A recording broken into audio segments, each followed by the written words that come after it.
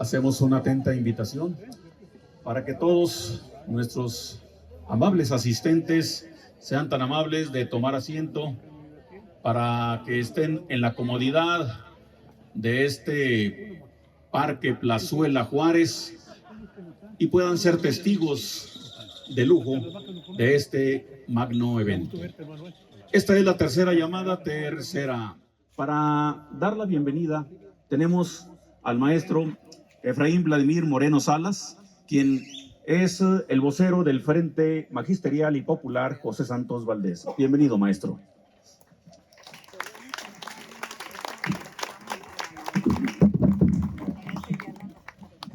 Buenas tardes.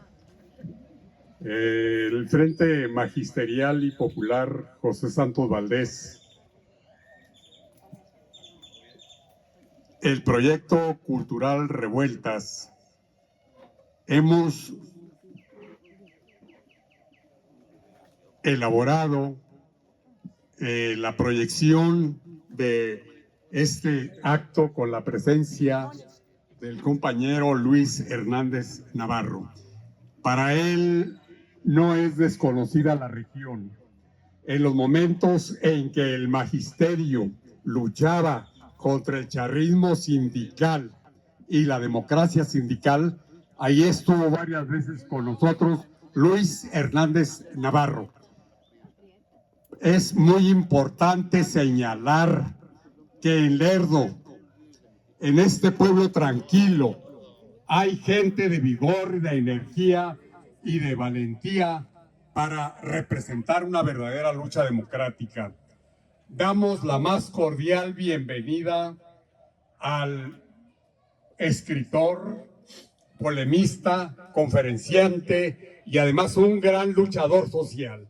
Bienvenidos todos ustedes, compañeros. Recibamos con un aplauso a Jesús, a Luis Hernández Navarro. Más fuerte por el error, señor. Y bienvenidos todos ustedes. Lerdo y las luchas democráticas estamos en conjunción. Gracias, maestro. Es usted muy amable. En La Laguna tenemos muchos orgullos y uno de nuestros orgullos es un grupo de cantantes de una música muy especial, la canción cardenche. La canción cardenche es un tipo de canción que solamente aquí en la región lagunera se da. Y nace en el ejido Sapiorís, Durango. Hablo de ellos porque nos prometieron que venían a estrenar con nosotros dos melodías. Una es el corrido del maestro José Santos Valdés, no el que hemos escuchado en la radio, que dejó mujeres solas, sino que no, nada de eso, sino la del maestro José Santos Valdés, el gigante de la educación. ¿Los cardencheros están por aquí? No están, no llegaron. Cantaremos nosotros, maestro Luis Carlos, usted y yo, ¿cómo ven? Nos aventamos. No. Luego les damos una probadita de lo que es la canción cardenche. Es más, a lo mejor hasta podemos en este momento pedirle a Nacho Cárdenas que nos cante un poquito de su canción cardenche que tiene. ¿Sí? Para que sepan más o menos qué es la canción cardenche, uno de nuestros orgullos. Nacho Cárdenas es un integrante del Frente Magisterial y Popular José Santos Valdés y es cantante, compositor y creador de ideología. Adelante, maestro.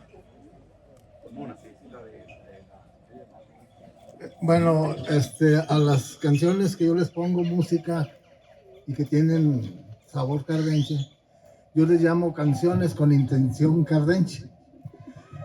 En el primer año luctuoso del profesor Santos Valdés, que fue aquí, el ingeniero Ulises me invitó a participar. Y yo dije que podré cantar que sea merecedor de la figura del profesor Santos Valdés.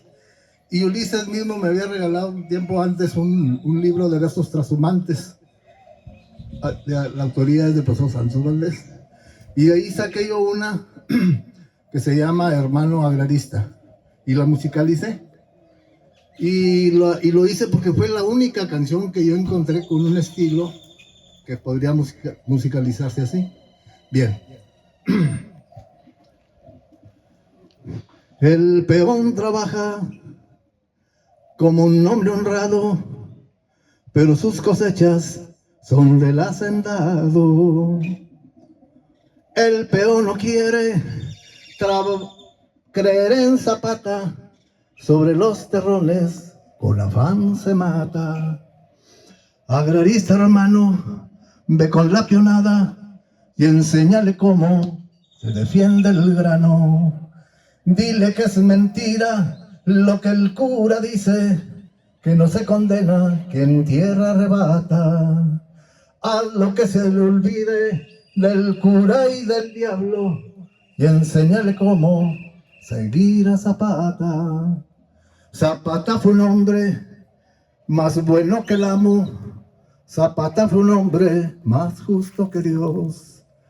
Hermano agrarista, entre ustedes dos, hagan la conquista del agua, la tierra, el aire y el sol. Hermano agrarista, entre ustedes dos, hagan la conquista del agua, la tierra, el aire y el sol. Gracias. Quiero hacer mención de la presencia del maestro normalista rural Alier Arnulfo Morales Dueñas, quien con su presencia le va a dar un realce tremendo a nuestro evento, ya que él va a hacer la presentación de nuestro conferencista, el maestro Luis Hernández Navarro. Vamos a recibir con un fuerte aplauso al maestro Alier Arnulfo Morales Dueñas. Bienvenido, maestro.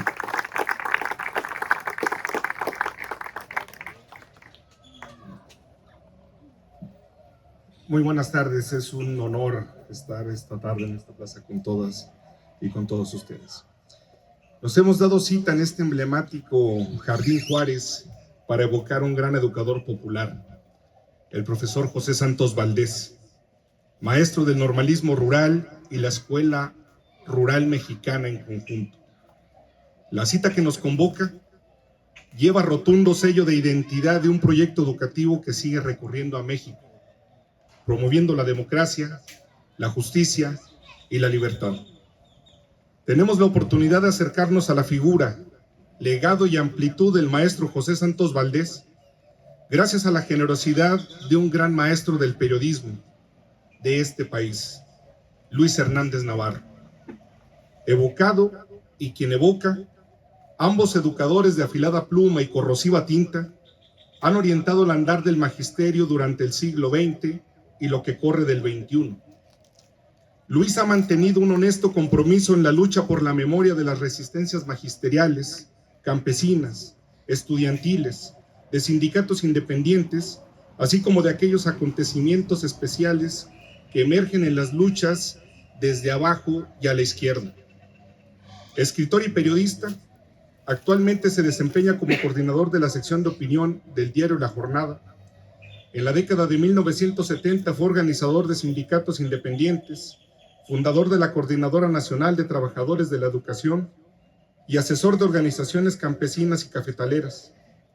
Participó en los diálogos de San Andrés entre los zapatistas y el gobierno federal y fue secretario de la Comisión de Seguimiento y Verificación para los Acuerdos de Paz en Chiapas. Entre la amplia bibliografía construida por Luis destacan las obras Chiapas, la Guerra y la Paz, de 1995, Sentido Contrario, de 2007, Cero en Conducta, Crónicas de la Resistencia Magisterial en 2011, Siembra de Concreto, Cosecha de Ira en 2012, No habrá recreo, Contrarreforma Constitucional y Desobediencia Magisterial en 2013, Novela Magisterial de 2020, la más reciente de sus publicaciones a favor de contrarrestar la violencia que se ha echado a andar desde antaño sobre el normalismo rural y en la búsqueda de una nueva mirada a un proyecto educativo tan noble, resiliente y sufrido como lo ha sido esto. Me refiero a la obra, la pintura en la pared, una ventana a las escuelas normales y los normalistas rurales. Ha puesto el dedo en el renglón del magisterio y los siempre maltrechos anhelos de los maltratados y desdeñados normalistas pueblerinos, por no decir de esos los más humildes de los hijos del campo. En diciembre de 2010 escribió en sus semanales artículos de cada martes José Santos Valdés y el Olimpo Pedagógico, donde mostró lo que por casi 4 décadas había dado constancia, su posición combatiente a favor de una causa justa, tomando la palabra para apelar por el magisterio de base, aquel que enfrenta los retos cotidianos por construir ese espacio común llamado escuela pública y popular, ofreciendo por referente al maestro de generaciones en el normalismo rural, a José Santos Valdés. Las normales rurales comparten una historia de resistencia. Durante la primera mitad del siglo XX las cuestionaban. En la segunda eran calumniadas al emprender acciones de lucha. Sin embargo, ahora somos testigos de la manera en que las reprimen, engañan o buscan clausurar. Menospreciadas y agredidas, como señala José Muría, sistemáticamente de palabra y obra por parte de grupos muy poderosos y, claro, se han visto asoladas también por células delictivas de sus respectivas comarcas y de sus correspondientes estados y municipios, puesto que su sola existencia constituye una palmaria denuncia de sus recovecos más pútridos que encuentran en el magisterio rural una enemistad que no conviene a quienes medran precisamente de la desgracia y la pobreza ajenas. Luis, con su palabra, ha hecho visible de manera nítida las formas del tratamiento político y judicial que han ofrecido cual campaña de ataque a las normales rurales, desde el poder político y mediático, usando como plataformas la mentira, la calumnia y la naturalización de la violencia. Su voz contrarresta el estigma, contrastando el discurso del poder con la realidad de los movimientos populares. Ha retratado la historia magisterial durante los últimos 50 años, haciendo notables los cambios, permanencias y transformaciones al brindar a esa conversión magisterial que los ubica de apóstoles a luchadores sociales. Es un timbre de orgullo para el Frente Magisterial y Popular José Santos Valdés y para el proyecto cultural Revueltas de la Comarca Lagunera y para las y los hijos del normalismo rural, contar con la presencia de tan destacado y comprometido intelectual popular que nos brindará la conferencia José Santos Valdés, un maestro universal, justamente frente a la casa que por muchos años fue el hogar del maestro del normalismo rural e hijo adoptivo de este rincón de la patria. Muchas gracias, Luis. Tienes la palabra.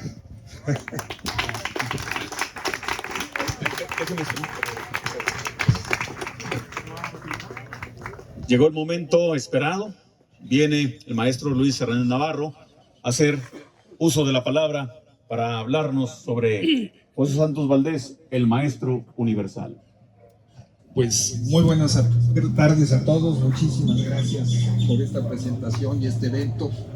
Muchas gracias al proyecto cultural Revueltas, al profe José Gerardo por la invitación para estar hoy aquí con ustedes, al Frente Popular. Es para mí un motivo de orgullo estar con todos ustedes, muy especialmente con la hija del maestro. Me honra mucho.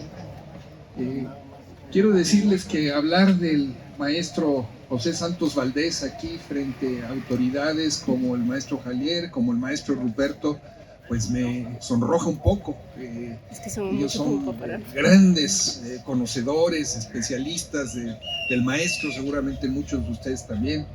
El libro de Jalier, de La semilla en el surco, es una extraordinaria aportación a su vida.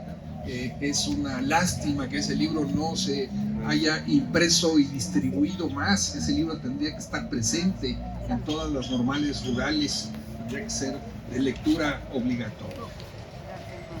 Miren ustedes, me da mucho gusto estar aquí. Además, esta ciudad fue la ciudad de adopción del maestro Santos Valdés. No nació aquí, pero aquí se refugió la primera vez y desde entonces, cuando fue perseguido por uno de tantos calles y callistas en Sonora, ¿no? Que lo obligaron a salir subrepticiamente después de estar dando clases ahí en Navojoa, ¿no? Por tomar la palabra en un meeting del 1 de mayo de 1932 y hablar en contra de cosas aparentemente tan tremendas, también tan tremendas en La Laguna, como era el racismo y la discriminación en contra de la población china en Sonora y Sinaloa. Desde entonces el maestro Santos Valdés hablaba de esos temas, ¿no? Que hoy tendrían que seguir en la mesa del debate. Tuvo que salir con pies en polvorosa para su vida corría peligro. Y aquí en esta ciudad se volvió su refugio, su santuario. Ya no murió aquí. Entiendo que la familia tuvo que vender la casa, él se tuvo que ir a Gómez Palacios para atender a su esposa, que estaba enferma, tenía que hacerse cargo de un tratamiento privado. No era México, Dinamarca todavía, pero bueno, imagínense ustedes lo que significa ir profundizando en cada una de ellas. Eso nos da idea del tamaño de esto. Yo lo conocí muy tarde. No lo conocí nunca personalmente, no tuve esa dicha. Conocí su obra, la primera obra que leí de él fue Amelia, en el año de 1980, cuando acompañando las luchas del magisterio democrático se buscaban encontrar referencias pedagógicas profundas, genuinas, originales de nuestro país, ¿no? Que pudieran iluminar un proyecto de educación alternativa. Y ahí me topé con la obra del maestro Santos Valdés.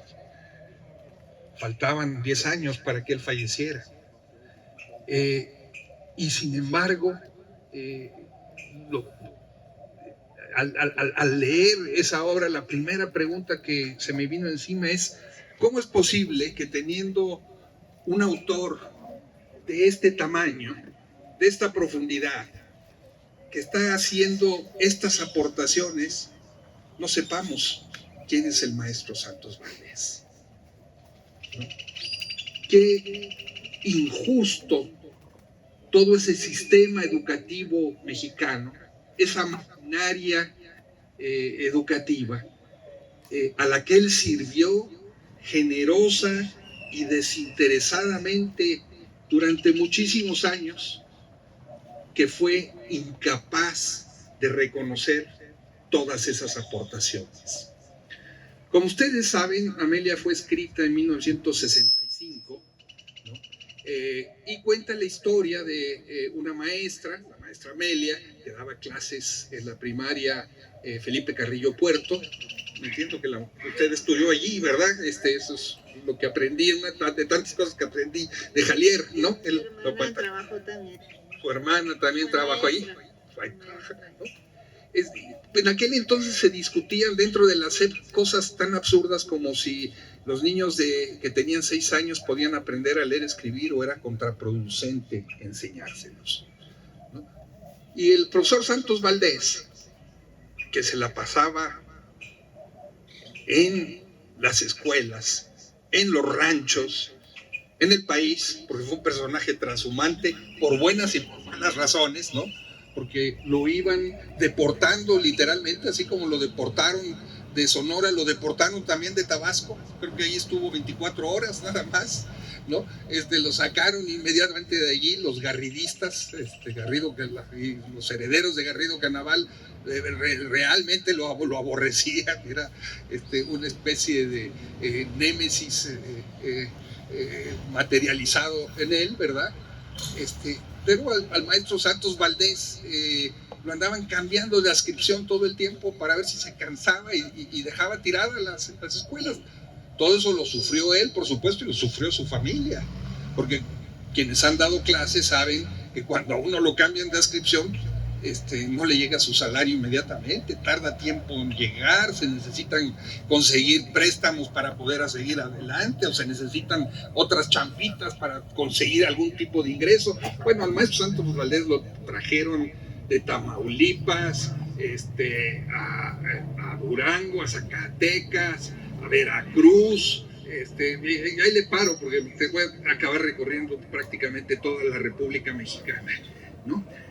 Bueno, el maestro Santos Valdés entonces, como él estaba a ras de tierra, se conoce, entra en contacto con esta experiencia de la maestra Amelia y la sistematiza y encuentra que en esa escuela no solamente se aprendía a leer y a escribir a los 6 años, sino que no había deserción y no había reprobación, ¿no? Cuando el maestro Santos Valdés publicó ese libro, inmediatamente le dijeron mentiroso, eso no es cierto, eso no puede existir, ¿no? Comenzó toda una campaña de estigmatización en contra de lo que él había dicho en las páginas de ese libro.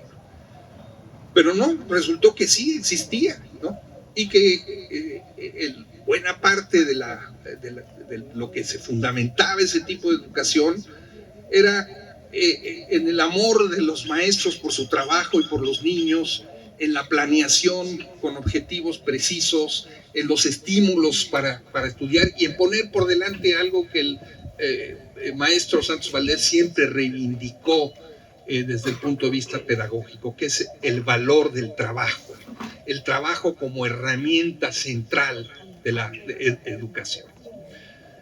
Bueno, pues y resulta que en un momento en el que estamos oyendo hablar todos los días de la nueva escuela mexicana, pues una obra como la que elaboró y una figura como la que representa el maestro José Santos Valdés no se menciona, no se reivindica, no se pone en el centro.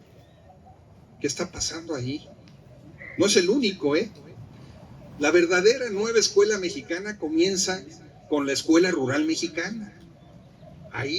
Esa es la primera verdadera nueva escuela mexicana. Eso es lo que habría que reivindicar. A Rafael Ramírez, a Moisés Sáenz, por supuesto a Santos Valdés, a gentes como Raúl Isidro Burgos, al profe Bonilla, a todos esos que hicieron posible levantar la educación rural en nuestro país.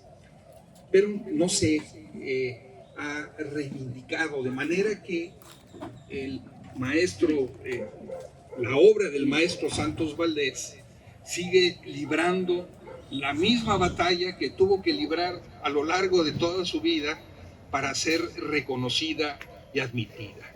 Hoy, enarbolada por gentes como ustedes, como sus alumnos, que han logrado recuperar 20 tomos. Imaginemos lo que significa eso como producción intelectual. 20 tomos de las obras del maestro José Santos Valdés. Pero aquí lo interesante del caso es que esa obra es una obra que hoy la tenemos sobre la mesa gracias a sus alumnos, gracias al maestro Conrado, gracias a todos ustedes que están aquí, que han venido recuperándola, editándola, distribuyéndola, poniendo de su dinero para que se haga posible. Imagínense qué legado más hermoso. Decía yo que el maestro Santos Valdés había sido un hombre comprometido políticamente toda su vida, de muchas maneras. Hijo nació en una hacienda, hijo de jornaleros en el año 1905, si no estoy yo mal, ¿no? Estudió solamente 9 años, 5 de primaria y los 4 de la normal, gracias a una beca que nadie más quiso, ¿no? Y que él aceptó y que logró terminar, pero resulta que aunque formalmente no sepamos que él hubiera estudiado inglés en algún lado, el maestro Santos Valdés se dedicó a traducir libros del inglés al español. Ustedes me dirán cómo lo hacía, y eso que no había Google y los traductores automáticos, ¿no? Estaba la máquina de escribir y el diccionario, ¿no? Pero eso nos da la idea de la formación que el maestro Santos Valdés tenía atrás de sí, ¿no? El conocimiento que él tenía, ¿no? De autores como John Dewey, Pestalozzi, todos los clásicos. Él, decía yo, se vuelve realmente un militante en las filas del Partido Comunista Mexicano, en aquel entonces un partido ilegal, perseguido por los gobiernos de la revolución, había sido ilegalizado, y él explica cómo es en las filas del partido y en la formación que tiene y en el compromiso militante, que va encontrando claves fundamentales para su orientación. El maestro Santos Valdés fue también militante del Sindicato de Trabajadores del STERM, Sindicato de Trabajadores de la Enseñanza de la República Mexicana, una figura muy relevante, aunque insisto, él nunca tuvo su plaza liberada para realizar actividades sindicales. Las actividades sindicales las realizaba como tal.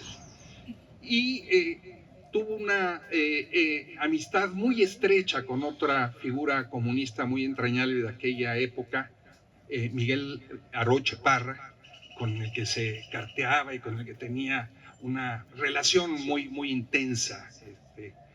En el archivo de Aroche Parra, que está en Estados Unidos, aparecen algunas de las pistas de esa conversación y de ese debate. Cuando él sale de las filas del Partido Comunista Mexicano, milita en el Partido de la Clase Obrera Mexicana, el PECOM, acompaña las luchas de los ferrocarrileros, acompaña las luchas de los petroleros. Él ya había participado, fue un papel muy importante, digamos, en lo que fue el reparto agrario aquí en La Laguna.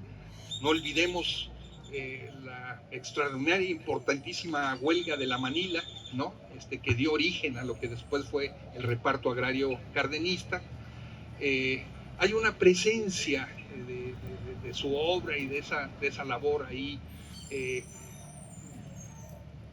entendió que la militancia era una actividad que se tenía que realizar de manera colectiva, y era una actividad en donde no necesariamente se tenía que destacar, más aún en tiempos de la clandestinidad, ¿no? Como muchos de los militantes que después dieron vida al movimiento magisterial aquí en La Laguna, ¿no? Que venían de organizaciones armadas, ¿no? Como lo fue el MAR, le dieron. No es que él participara de ellas, pero es muy importante trabajo discreto,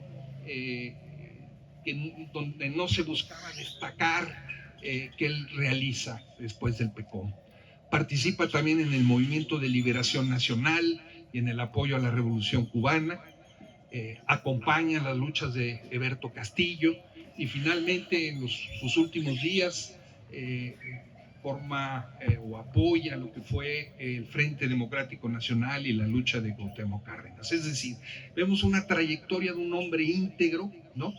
Que comienza militando, pues comienza siendo un socialista, luego un comunista, luego un nacionalista revolucionario, pero ojo, un nacionalista de la revolución de Villa y de Cárdenas, no de la de Calles, ni de la de Carranza, ni de la de los demás. Ese es, digamos, como sus vertientes ideológicas. Y esa formación que tuvo en el materialismo histórico le permitió ubicarse siempre en el mundo de la política real, en el mundo de la educación, en el mundo de sus artículos de combate. Decía yo hace un momento que una de las características de este enorme gigante fue su trabajo como periodista. Híjole, la lista de periódicos y revistas en los que escribió daría también, como decía el compañero que me introdujo aquí también, para otro listado del INE, ¿no? Escribió entre otros lugares en la revista Política, en el Siempre, entre otros muchos más, ¿no? En la revista Acción, dirigida por esta cantante, actriz de Chihuahua que estuvo en las luchas con Álvaro Ríos, Lucha Reyes, muy activamente, ¿no? Pero él comenzó escribiendo en los periódicos sindicales y obreros desde Sonora, o sea, en los periodiquitos de base, ¿no? Donde firmaba con un seudónimo, ahí comenzó, y luego se mantuvo permanentemente escribiendo no solo sobre educación, escribía sobre política, sobre los grandes problemas del país. Es impresionante cuando uno comienza a zambullirse en las hemerotecas, en las revistas de los 60, de los 50, y en cada una de ellas aparece de repente un artículo del maestro Santos Valdés. Cada que me pasa eso se lo mando ahí al maestro Jalier y me dice, no, ese ya lo tenemos. Pero bueno, yo creo que de repente descubre algo así, ¿no? Pero él como periodista, él formaba parte del sindicato de redactores. El periodista tenía una frase que yo hago mía como periodista. Él decía, periodismo que no educa no es periodismo. Y a eso se dedicaba a hacer con la prensa, a enseñar, a iluminar, a mostrar el camino, ¿no? Era un periodismo no solamente en base a opiniones que venían quién sabe de dónde, sino que era un periodismo basado en un conocimiento profundo de la historia, de los problemas a los que se estaba enfrentando, donde ordenaba, jerarquizaba la información que estaba suelta y le daba sentido y comprensión, ¿no? Parecía en ocasiones como una especie de detective privado, ¿verdad? Que organizaba todas las pistas para llegar hasta donde encontraba el asesino y ahí las podía materializar. Estamos hablando entonces de un extraordinario pedagogo, de un, ya dijimos, militante congruente, de un sindicalista honrado, de un periodista de combate. Pero creo que todo esto es parte de la vida y la obra del maestro Santos Valdés, es parte de su periferia. Yo creo que si algo define el corazón, la esencia de ese gigante, es su vocación por la educación rural. Él fue, por encima de cualquier cosa, un maestro rural. Y lo fue toda su vida, y lo fue con mucho orgullo. Y lo fue convencido de que la educación no resuelve todos los problemas. Lo fue convencido de que hay cosas que la educación no puede cambiar, pero que la educación al mismo tiempo no puede renunciar a luchar por cambiar todo aquello que pueda hacer. Y él lo hizo de principio a fin. Lo mismo fue profesor de banquillo, que fue director de instituciones escolares, inspector, dio clases de civismo en Chapingo, cuando de repente, al calor de el triunfo del avilacamachismo y de la llegada de Béjar Vázquez a la Secretaría de Educación Pública, se le persigue. Acabó escribiendo un libro de civismo para poder dar clases de civismo ahí en Chapingo, un libro muy interesante de civismo, muy alejado de el acartonamiento que en muchas ocasiones esta materia puede tener. Entonces, si algo define, insisto, lo que el maestro Santos Valdés hizo, es precisamente el ser un profesor abnegado y dedicado de tiempo completo. Todo eso enmarcado en algo que él acostumbraba a decir sobre los maestros rurales. Él asociaba a los maestros rurales con los antiguos misioneros, con Fray Bartolomé de las Casas, con Fray Pedro de Gante, ¿no? Bueno, eso fue él, un santo laico, ¿no? No vería una mejor forma de definirlo. Un hombre que vivió siempre en la sencillez, en la medianía. Muchos de sus compañeros de generación terminaron enriquecidos con dineros mal habidos de los puestos que desempeñaron en la Secretaría de Educación Pública o en otros lugares. Él murió en la pobreza, no sé si sea mucho exagerar, que por lo menos en la medianía, en la sencillez. Nunca se enriqueció a partir de los puestos que él tuvo. ¿Cuántos políticos de la época pueden decir lo mismo? ¿Cuántos funcionarios de la época pueden decir lo mismo? Bueno, Rafael Ramírez, fama de ser un hombre muy honrado, pero ¿cuántos más hay? Unos cuantos, ¿no? Es decir, era un maestro que no solamente enseñaba en el aula, que enseñaba además con el ejemplo. Él insistía una y otra vez que no se podía ponerle a los no se le podía poner a los niños obligaciones que no pudieran ser cumplidas por los maestros, puntualidad, orden, disciplina, y él las practicaba una a una en sus clases. Tenemos entonces ante nosotros a un enorme héroe cívico, tenemos ante nosotros a un extraordinario pedagogo y tenemos una enorme deuda con él. No estoy exagerando. Todos aquellos que nos dedicamos a la educación o que estamos interesados en la educación, todos aquellos que queremos que por la vía de la enseñanza nuestro país cambie, tenemos una deuda que pagarle al maestro Santos Valdés. Es hora de que sus restos se trasladen a la rotonda de las personas ilustres en México. No podemos esperar más. El hacerlo es un reconocimiento a una extraordinaria labor, pero es también el pago de una deuda que estamos comprometidos todos para que hay que pagar a la brevedad. Y todos, me refiero ciudadanos, me refiero funcionarios, me refiero políticos, legisladores. Es hora ya de que se pase allá.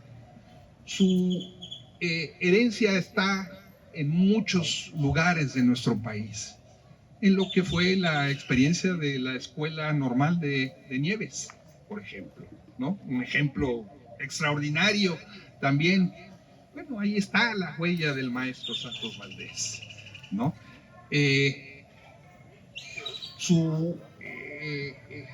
Lo que él defendió como proyecto del normalismo rural está plasmado también en la obra de grandes pintores, de grandes artistas. Insisto, tenemos una enorme deuda con él. Entonces es el momento de darle ese reconocimiento, pero también es el momento de que su obra se conozca y se divulgue, de que las editoriales del Estado se hagan cargo de la impresión para que lleguen a todas las escuelas, que se reivindique, ¿sí?, sus aportaciones a una pedagogía propia y a una forma de ver la educación dentro de nuestro país.